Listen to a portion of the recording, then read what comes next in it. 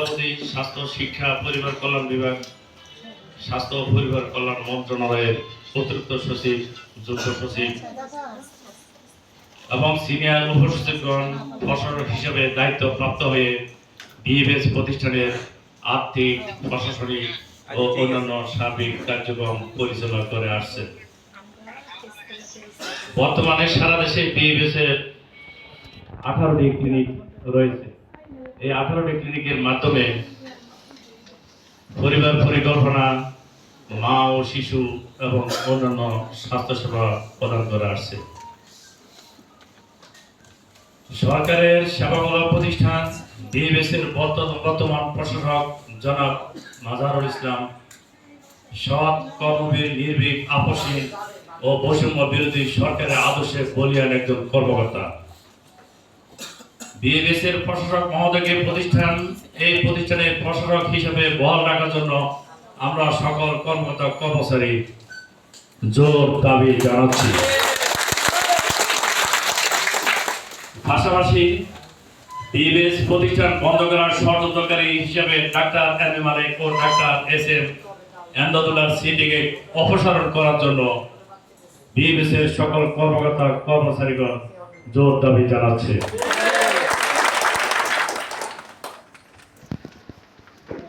BFS Gopalganj শাখায় কর্মরত Awami fascist সরকারের নেত্রী ও গোপালগঞ্জ জেলা পরিষদের সদস্য শাহনাজ নাজনীন বাবলির নেতৃত্বে আওয়ামী লীগের দোসরদের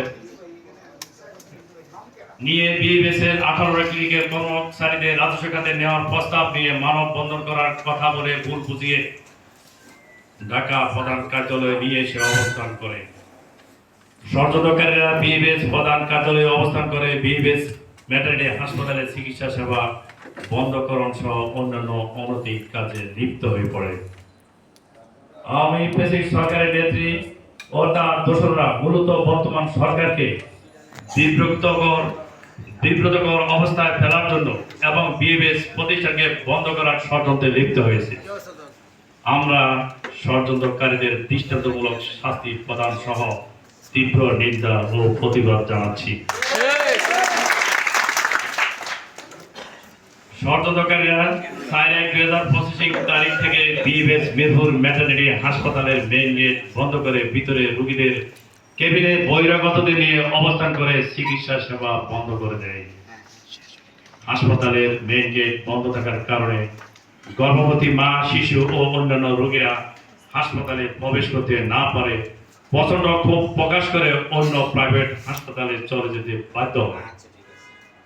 আমরা ষড়যন্ত্রকারীদের দৃষ্টান্তমূলক শাস্তি প্রদান সহ তীব্র নিন্দা ও প্রতিবাদ জানাচ্ছি। বিএফএস ম্যাটারনিটি হাসপাতালের সকল কর্মকর্তা কর্মচারীদের ডিসেম্বর 2024 পর্যন্ত বেতন ভাতাদি পরিশোধ করা হয়েছে। ষড়যন্ত্রকারীরা হাসপাতালের আইনের ভুল বুঝিয়ে মিথ্যা কথা শিখে নগদ অর্থ প্রদান করে বিভিন্ন প্রলোভন দেখিয়ে আন্দোলনে সম্পৃক্ত করে এবং হাসপাতালের ডিউটি থেকে বিরত রাখে। আমরা ষড়যন্ত্রকারীদের দৃষ্টান্তমূলক শাস্তি প্রদান করার জন্য জোর দাবি জানাচ্ছি। বিএফএস প্রধান কার্যালয় সহ 18 ক্লিনিকের জনবলের বেতন ভাতাদি ও ক্লিনিক পরিচালনার যাবতীয় ব্যয় স্বাস্থ্য, জনসংখ্যা ও পুষ্টি সেক্টর প্রোগ্রামের আওতায় পরিবার পরিকল্পনা অধিদপ্তরের সিসিটিভি ইউনিটের অনুমোদিত অফিসে সংস্থানকৃত অর্থ থেকে নির্ভর করা হয়। চতুর্থ, স্বাস্থ্য, জনসংখ্যা ও পুষ্টি সেক্টর প্রোগ্রামের মেয়াদ জুন 2024 শেষ হয়েছে। পঞ্চম, স্বাস্থ্য, জনসংখ্যা ও পুষ্টি সেক্টর প্রোগ্রামের অর্থাৎ জুলাই 2024 থেকে জুন 29 সাল পর্যন্ত পিএফি ও ওপি অনুমোদন না হয় প্রধান কার্যালয় সহ 18টি ক্লিনিকের জনগণের বেতন ভাতাদি জুলাই 2024 থেকে প্রদান করা সম্ভব হয়নি। ওপি অনুমোদনের বিষয়টি মন্ত্রণালয়ে বর্তমানে প্রক্রিয়াধীন রয়েছে।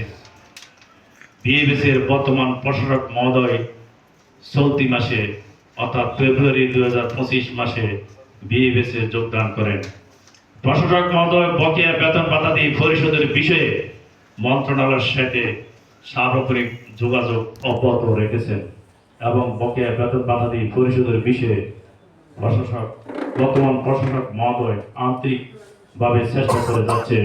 আমরা বিএমএসের সকল কর্মকর্তা কর্মচারীদের পক্ষ থেকে আমাদের বর্তমান প্রশাসক মহোদয়কে আন্তরিক অভিনন্দন এবং ধন্যবাদ জানাচ্ছি।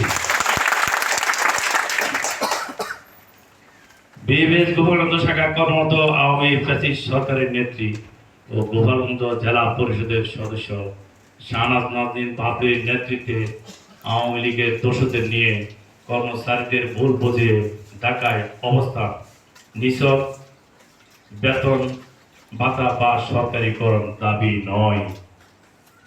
বিএমএস মিরপুর ম্যাটারনিটি হাসপাতাল বিগত 20-25 বছর যাবৎ স্বল্পমূল্যে বৃহত্তর মিরপুর এলাকার গর্ভবতী মা, শিশু ও অন্যান্য স্বাস্থ্যসেবা প্রদান করে আসছে। এর ফলে প্রাইভেট ক্লিনিকগুলোর ব্যবসায়িকভাবে ক্ষতিগ্রস্ত হচ্ছে। ষড়যন্ত্রকারীরা প্রাইভেট ক্লিনিকের সাথে যোগ সাজসে এবং নিজেদের ব্যক্তিগত স্বার্থ রক্ষার জন্য বিএমএস মিরপুর ম্যাটারনিটি হাসপাতাল বন্ধ করার ষড়যন্ত্রে লিপ্ত হয়। উল্লেখ্য যে প্রতিষ্ঠানের বিরুদ্ধে আন্দোলনরত ডাক্তাররা সকলে প্রাইভেট ক্লিনিকের ব্যবসার সাথে জড়িত।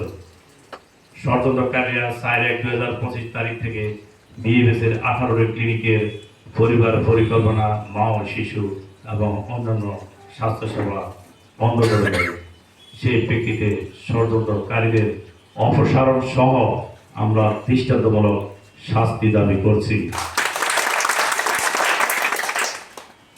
এমত অবস্থায় আমরা বিএমএস এর সকল কর্মকর্তা কর্মচারী প্রতিষ্ঠানকে সরকারিকরণ করার জন্য জোর দাবি জানাচ্ছি। বিএমএস এর বর্তমান প্রশাসক জনাব মাদারুল ইসলাম মহোদয়কে বিএমএস প্রতিষ্ঠানের প্রশাসক হিসেবে সর্বদে বহাল রাখা এবং বিএমএস এর বিরুদ্ধে ষড়যন্ত্র